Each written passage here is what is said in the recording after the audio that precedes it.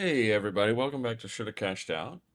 And today I am putting together the rankings of the VGT games that I've played at the casino. There was 8 of them that we showed off in the video that we tested out and played. So now I'm going to just kind of give my final review and thoughts. And again, this is my ranking.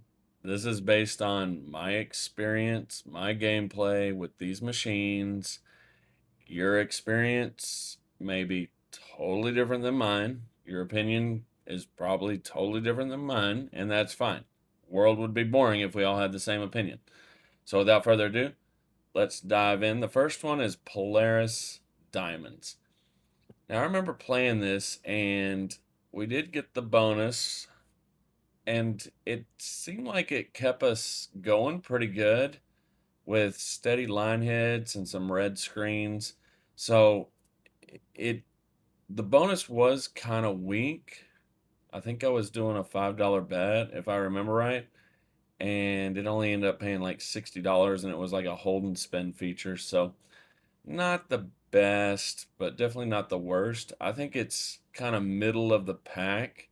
So we're just going to put it in B tier. I think that's a good spot for the hunt for Polaris Diamond. Next on the list, I'm probably going to get some hate on this one. We got Black Bert's Hat Bust Out, Silver Dollar Shootout.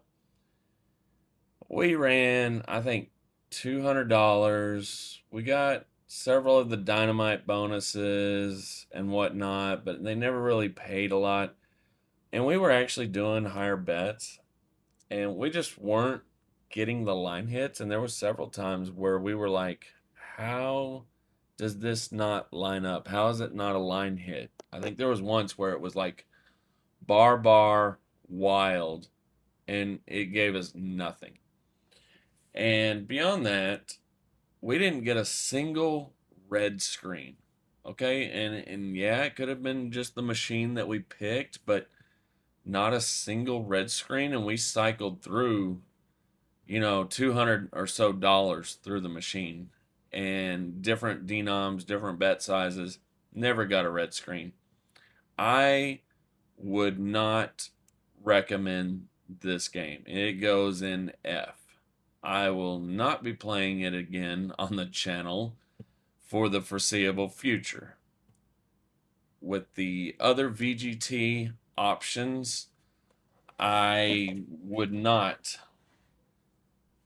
sit down at this one before checking out the others. So that's it. Again, your experience with Black Hat Bert, it may be the greatest slot machine of all time in your opinion, and that's fine. My opinion is an F. It sucked. It was a bad session. So on to Neptune's Gold, the hunt for Neptune's Gold. Now you'll see, I know that there's probably 4 or 5 different variations of Neptune's VGT games, but this is the one that we played. And, I may get a lot of hate for this because I know it's a lot of people's favorites, but my experience was just kind of okay with Neptune. It didn't have a lot of line hits, but when it did, the line hit was super good, if I remember right. It didn't have the steady kickbacks and line hits, and the red screens were kind of difficult to get. So given that, I think it goes middle of the road. All right, I think it's right there. I I know I'm probably gonna get hate because a lot of y'all probably have it in S tier, but I think for me, it seemed more difficult to get the red screens. It seemed more difficult to get the line hits.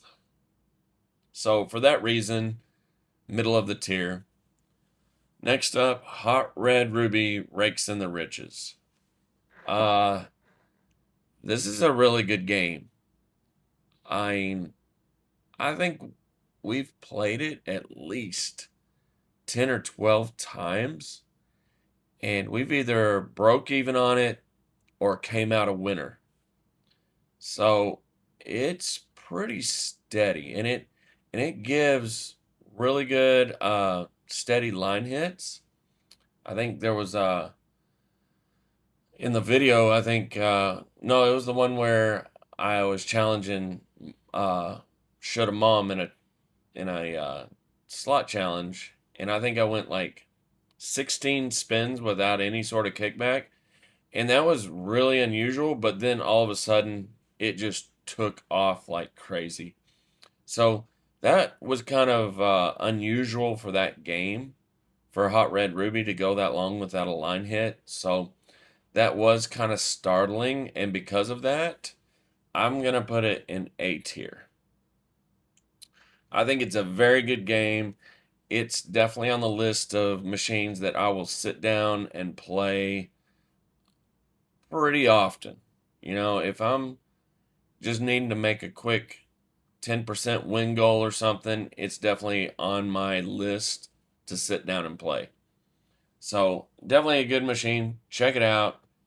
I think you'll be satisfied with the steady hits, and it's fairly easy to pop those three the martini glass, the shopping bag or purse, and then the high heel shoes. So it's not like the firecracker where you're going to spend an arm and a leg trying to get one of them to pop. It'll pop pretty quick.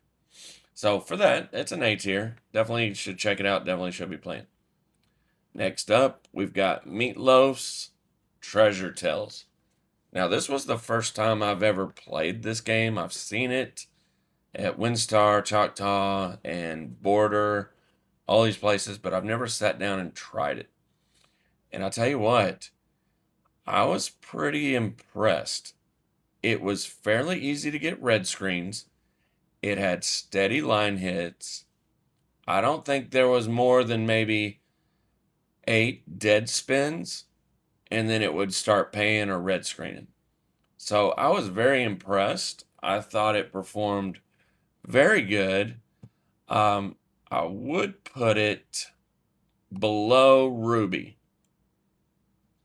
It's in A tier, but it's just barely a step below Hot Red Ruby. It's still really good, but it's missing something.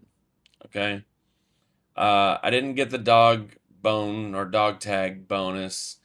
I got the dinosaur roar thing, and then I've got the shark, and the line hits were super good on it too. So easy to get red screens, good line hits, steady kickbacks, solid A.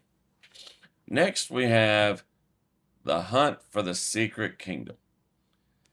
I've played this a couple times now, and each time I play it, it impresses me more and more and more. We've gotten the bonus a couple times. We got this last time steady line hits, lots of red screens. I mean, they had the red screens turned on for that machine. So it's kind of moving up on the list for me. Um, I This is difficult. Is it better than Ruby? I don't know. It's definitely better than Meatloaf. I like it better than Meatloaf's Treasure Tales, but is it better than Ruby?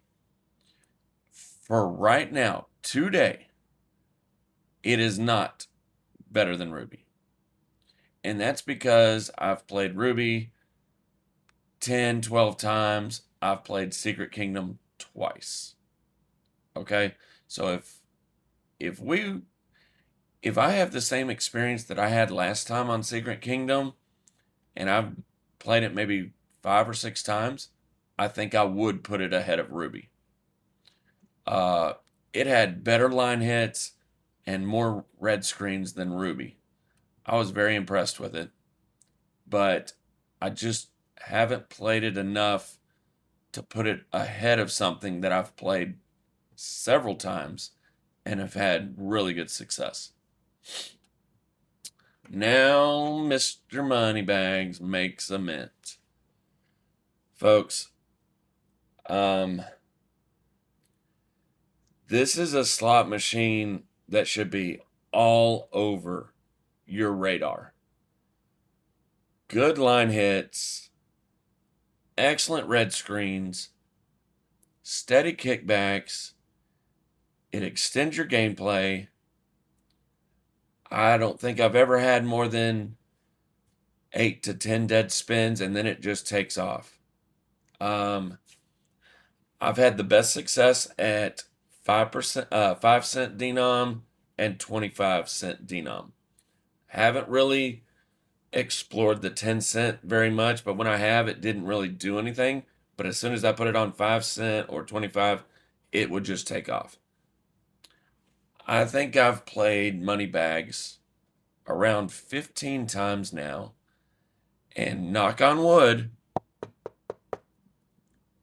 it's always given me a winner. It's always met at least the 10% win goal, if not a massive win. For that reason, it is absolutely S tier. And it should be a slot that is all over your radar. Okay, we've proven time and time again on this channel, when we play it, we're hitting our 10% win goal. So definitely check it out. There is no reason not to just dedicate $100. Let's see if shoulda cashed out is full of crap or not. Start out at $1 bet. If you get a line hit or a kickback, progress up to the $2, and eventually you keep making that progression every time you get a line hit, and it's going to hit something big. You fall back to minimum bet if you get a dead spin. If you do the progression like that, even with $100, I'm pretty confident you're going to get a 10% win. I know that's only $10, but you know what? You find 10 Mr. Moneybags machines and you do it 10 times, there's $100. So definitely an S tier. You should be playing it. And last up, we've got Hunt for Aztec Riches. I think this is one of the more volatile options. We got several of the bonuses, but it didn't like pay an overwhelmingly a lot of money. We kept fluctuating. I think we got up some, and then all of a sudden it just went cold. We couldn't get anything going. We were down like, I think, 150. So it's kind of tough for me to place. I think it is more difficult than some of these others, but it's definitely not on Black Hat Bert's level. So I think I've got to put it at C. I think that's where it belongs. It's either a very low B or a very high C. So I could see it going in B, but you know, just I wasn't a big fan. It was kind of difficult to get red screens. It had steady line hits, but it just didn't, have the red screens. So I think it is a step below Polaris and Neptune. And looking at B tier, I think I would put Neptune ahead of Polaris. I think that's how I would do that. So I just noticed that. So, but yeah, this is our ranking. Let us know if you have them ranked differently. My guess is you probably have Neptune as S. And I can understand that. I can see why a lot of people like it. It's just the style of game wasn't for me. It didn't have enough steady line hits and definitely didn't have the steady red screens that you see from Moneybags, Ruby, Secret Kingdom, or Meatloaf. It had far less red screens than these top 4 based on our experience. So that's it. Hopefully you enjoyed the video, and let us know in the comments if you would rank them any different or if you like this ranking. Yeah, so till next time, be excellent to each other.